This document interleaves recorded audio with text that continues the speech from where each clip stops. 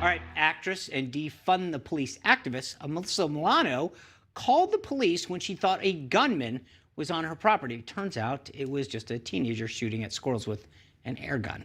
All right, joining us now to talk about this latest celebrity hypocrisy is Republican strategist and founder of Claffey Communications, Lauren Claffey, and editor-in-chief of the National Memo, Joe Conason. Guys, welcome back. Good to see you. Hi, Sean. To you. All right, so let me just kind of, Alyssa Milano's been very, very active talking about the need to defund the police and all this stuff. And yet she thinks something's going on her property and, her and her husband called the police to come. Lauren, is this hypocrisy at its finest here? Yeah, I guess there's some nuance to the story that maybe the neighbors called or something. But either way, I mean, I think this kind of goes to the fundamental thing that we're seeing in politics all across the country.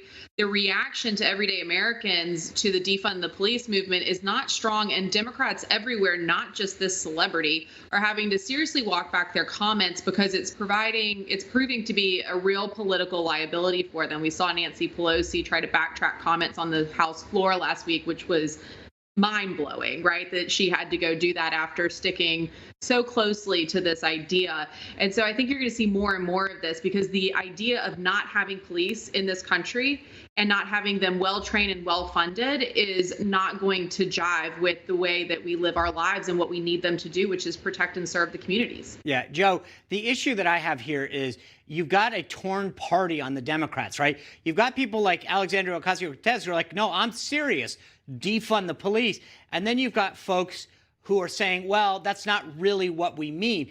I think you can't, if you're going to say defund the police, then you can't walk back when people say you want to defund the police. So, first of all, I don't know of any Democrat who's called for the abolition of police forces across the country. Any Democratic office holder, anyway. Maybe there's somebody who votes as a Democrat who would like to see that, but I don't know of Nancy Pelosi or any elected Democrat saying we shouldn't have a police force anymore.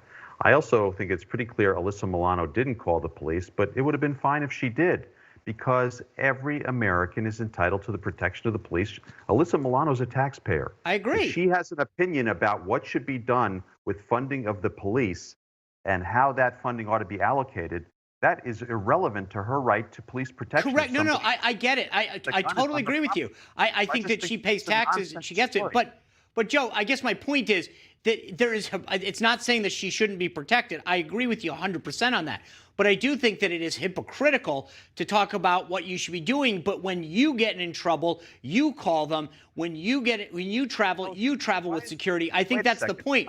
Everybody should be able to call the police. Oh, why is that hypocritical? Why is it hypocritical to say the police are over-militarized? We need other kinds of responses for certain kinds of incidents where people have gotten shot for no reason, because we need social workers there or psychiatrists or whatever it is, different kinds of weaponry, different kinds of training.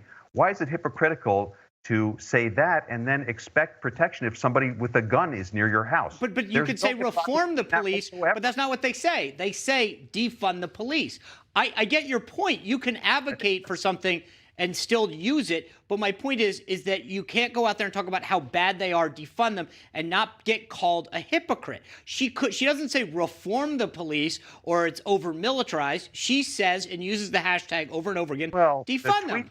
The tweet that you posted said precisely that. They're over militarized. If you put that tweet back up on the screen, you'll see she's not saying we should get rid of the police force. She's saying we have to,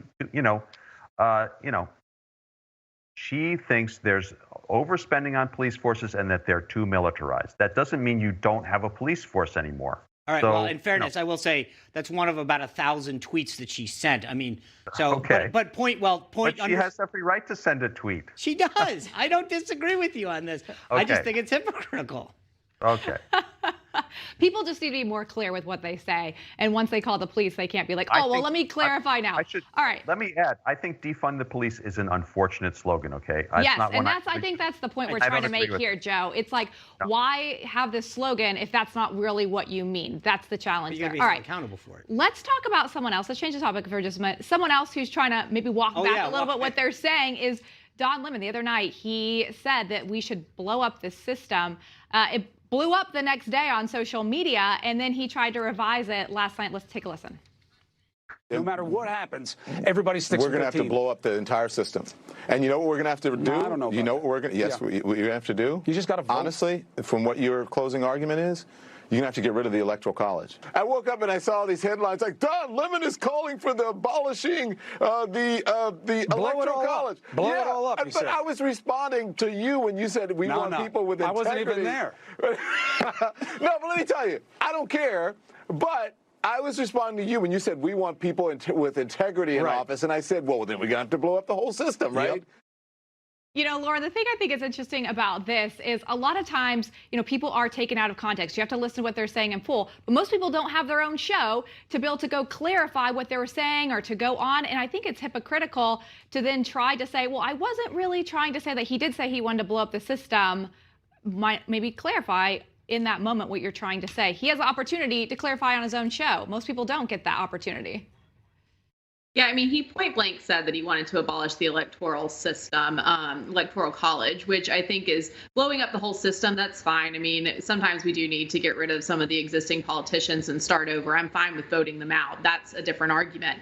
But when you're talking about reforming the electoral college, you're talking about amending the Constitution, you actually are talking about taking away minority rights in this country, because that's what the electoral college is supposed to prevent, just majority rule and not every state having an equal say in our union. So what he was saying, you know, is just crazy. That it was a bad spin to try to walk it back, because you're either for abolishing the electoral college or you're not. And what he was saying, like, the clarification didn't make any sense to me. No, and I think the best part was watching Cuomo like, hey, don't blame this on me. Don't pin this on me, Lemon. All right, guys, I want you to stick around for a second. The debate topics for the upcoming debate were let out. I want to walk through those with you guys, hear your reaction to them when we come back.